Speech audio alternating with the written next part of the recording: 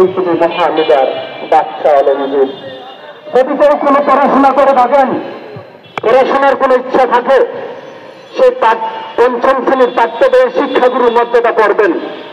তখন শিক্ষকের প্রতি আপনার শ্রদ্ধাবোধ, পিতামাতার প্রতি শ্রদ্ধাবোধ, দেশের প্রতি শ্রদ্ধাবোধ তখনই জাগবে। আপনারা যারা আজকে বড় ডিসি, মন্ত্রী, এমপি বা উচ্চ লেভেলের যত কর্মকর্তা হয়েছেন, সবাই তো শিক্ষকের কাছে কিছু না কিছু শিখেছেন। কি শিখেছেন? সত্যকে মিথ্যা বলা, মিথ্যাকে সত্য বলা, এটি শিখেছেন।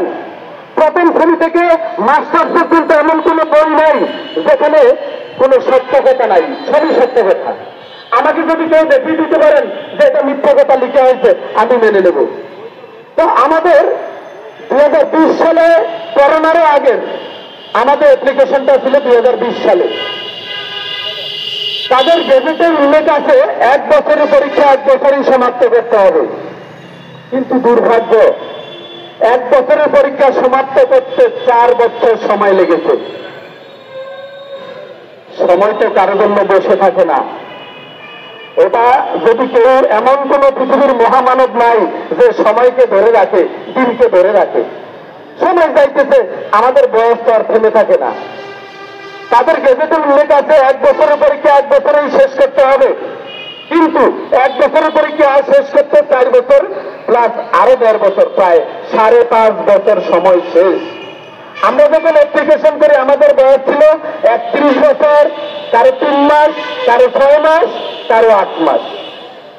যথারীতি পরীক্ষা শেষ হতে 5 বছরের উপরে সময় অতিবাহিত হয়েছে। এখন পঞ্চম গণবিজ্ঞপ্তি যখন এসেছে তখন বলে নাকি আমাদের সনদের মেয়াদ শেষ। শিক্ষাটা কি? দুর্নীতিটা কোথায় ঢুকলো? মিথ্যা কথাটা কারা প্রচার করলো? আমাদেরকে কারা আদালতে পাঠাইলো? আমাদের আইনের ভিত্তি আছে যে এদেরকে নিয়োগ দেওয়া হোক, আইনের ভিত্তি পর্যন্ত মন্ত্রণালয় এবং এনসিআরসি মানে না। তাহলে আইন কি সবার জন্য সমান? আমি জাতির কাছে প্রশ্ন রেখে গেলাম। আমরা আজীবনই শুনে আসছি আইন সকলের জন্য সমান। তাহলে কেমনে আইন সমান হলো? আইনটা কেমনে সমান হলো? আমাদের 17তমের সাথে সবাই চাকরি করে, আমরা কেন রাজপথে? এই প্রশ্নটা আমি কার কাছে করব? আমি আজকে শিক্ষা ডক্টর মোহাম্মদ ইউনূস স্যারকে আমার বক্তব্যের মাধ্যমে আমি পেশ করতে চাই। আপনি সারা পৃথিবীর গণ্যমান্য একজন ব্যক্তি, যে আপনি দেখেন আমাদের এই বিষয়টা, আপনি দেখেন একদিনের মধ্যেই সমাধান করে দেন। ভুলটা কার? যদি আমাদের কোনো ভুল হয়ে থাকে আমরা মাথা পেতে নেব। যদি সরকারের ভুল হয়ে থাকে সরকার সেটা খেসারত দেবে, তারা তা মেনে নিতেই হবে। যেহেতু আমাদের কোনো ভুল নাই, তাহলে আমাদেরকে কেন হয়রানি করতেছে? আমরা 50 বারের উপরে মানববন্ধন করেছি।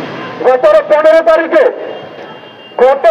তারিখে 1971 সালে দেশ স্বাধীনের পরে, আবার জুলাই অভ্যুত্থানের পরে এত ন্যাক্কারজনক ঘটনা আর হয়নি। আমাদের 15 থেকে 20 জন ভাই এখনো গুরুতর আহত, কিছু ভাই খুবই আশঙ্কাজনক। এটা মিডিয়া জানতে পারবে। তো কি মিস করেছিল? শিক্ষক হওয়ার সত্য নিয়ে তারা গ্রেনেডের মুখে। এর চেয়ে লজ্জাজনক আর কিছু হতে পারে না, এর চেয়ে লজ্জাজনক আর কিছু হতে পারে না। সেখানে শিক্ষক ছাত্রদেরকে পড়াবে, মানুষের মতো মানুষ করবে, দেশকে একটি উন্নত রাষ্ট্রে পরিণত করবে। শিক্ষক মানুষ করার কারিগর, আজকে শিক্ষকের রাজপথে গ্রেনেডের মুখে। এর চেয়ে লজ্জাজনক কথা আর কি হতে পারে? কেউ চাকরি করে আমাদের সাথে